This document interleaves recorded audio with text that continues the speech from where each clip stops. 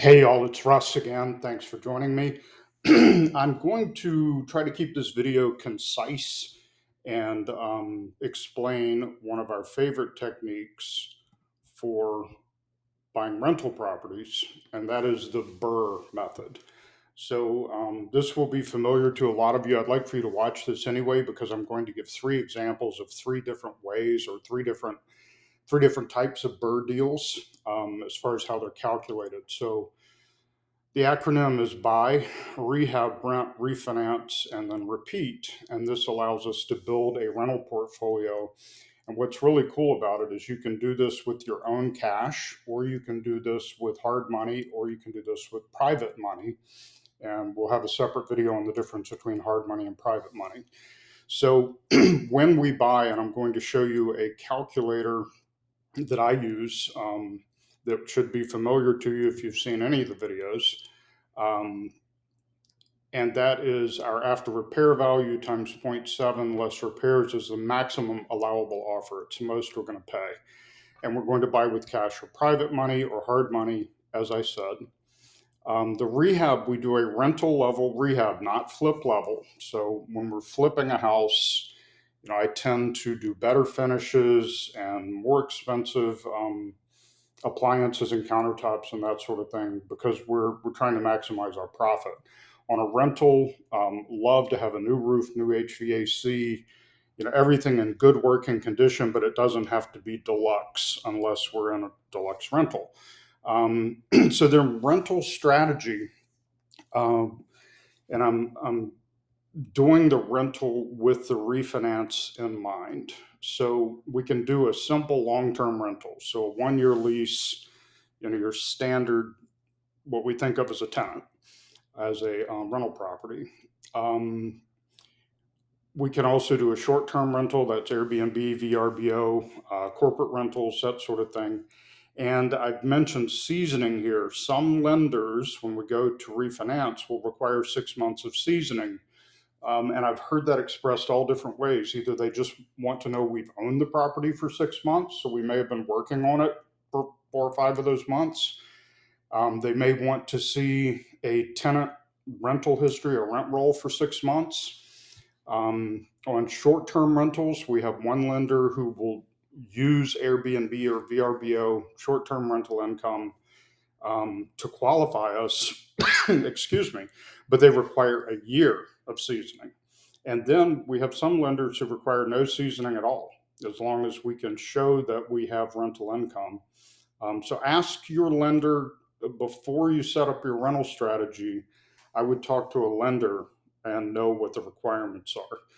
So different types of refinance, and this will make more sense when I share the spreadsheet, but we can do a cash out refinance. That's right. We get cash at closing and we get to keep the house. I'll show you how that works. We can do cash in, meaning that we leverage our cash, but we leave some of our own cash in the deal, and I'll show that as well. And then we can do a 15-year loan, a 20-year loan, or a 30-year loan, or I've even heard there are some longer term loans out there. But again, looking at the spreadsheets, you'll see how that spreads our payments out to make us profitable. So let's look at deal analysis on this. As usual, I have a million things open. So our property information sheet, again, if you've done any Clear Vision coaching training, this should be very familiar on how to fill one of these out. This is 1808 Carter Street in Columbia. Did a new roof, refinished the floors, paint inside and out, et cetera, et cetera. You should be familiar with this. So our rehab budget was $46,140. Our after repair value, and that is still important even when we're doing a BRR, and I'll explain more about that in a minute. It's really important to have an accurate ARV on a flip, a BRR, a wholesale, anything we do. I use the same worksheet with the same formulas to get into those three types of deals and then use a different exit strategy. So this gives us our maximum allowable offer at $58,860, which means we'll be borrowing around $105,000. I've added those two together. So I'm not going to spend a lot of time on that because that should already be familiar, but I know a lot of people use a different formula for BRRRRs. I find that this formula, the same flip formula, works for flips, wholesales, and BRRRRs as far as I'm concerned. So let's go to the BRRRR calculator, and thank you to my partner for creating this. I can't take credit for this. She created this for us. So let's take that first example on Carter Street. The after repair value is $150,000. Our lender will lend us a LTV, loan to value, of 75% loan to value. So the lender will lend us $112,000. And we borrowed $105,000. Our cash out, you notice that the difference between those two is more than 6,000. But if I click on this and look at the formula, there's a lot of cost associated with the refinancing. So I take about 20% off the cost. So this is going to put $5,000 or $6,000 back in our pocket, and we get to keep the house. So we're assuming a 5% interest rate for annual 12 months for 360 months, which is 30 years. The mortgage balance is at full 75% loan to value. And the rent for this particular property is $1,100 a month. So then we add taxes, insurance, and our mortgage payment and subtract that from the rent. So this property cash flows at $304 positive cash flow. And that's self-managed. I don't have any management costs in there. So that's a great deal, and it's right on the numbers with the ARV, the repairs, and then the refinance is the only difference between that and a flip. Instead of selling it and getting paid at closing, then we do a refi. So let's look at 5077 Delta Street. This was really a home run. Because we got it at such a great price, and it actually appraised for more than I expected the ARV to be. So the numbers work the same way. It's worth $167,000. The lender will lend us $125,000.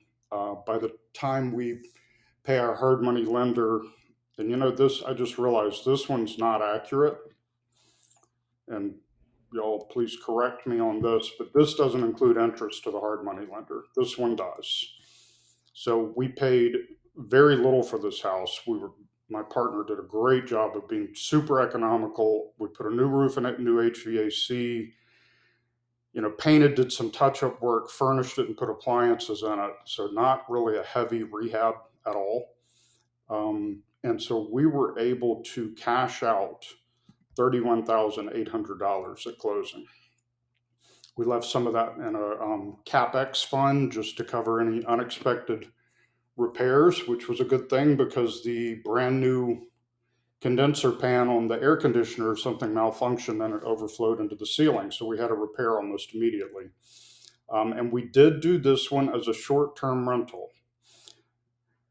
So it's a small house, very small house, under 800 square feet, in a questionable neighborhood, but it works as an Airbnb. So we're able to rent that for $2,500 a month on a short-term rental basis. Now, I'm going to slow down for a second and say I would always calculate based on the first scenario, meaning long-term rent. So I'm just going to change this and see what the formula does.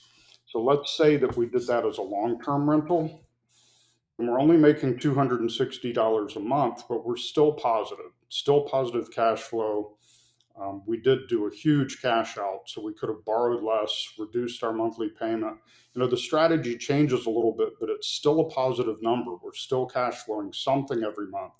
So if our municipality decides to ban Airbnb at some point, we will go from $1,600 a month to $260 a month, but we don't go below zero. So be very, very careful.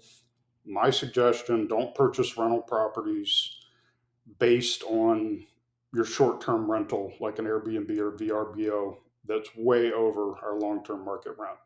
And then one more, and I put this example in because this would be, change that caption to hard money or cash. So This would be using your own cash. So ARV is 200,000. 75% of that is 150,000. And let's say that you put 160,000 into it.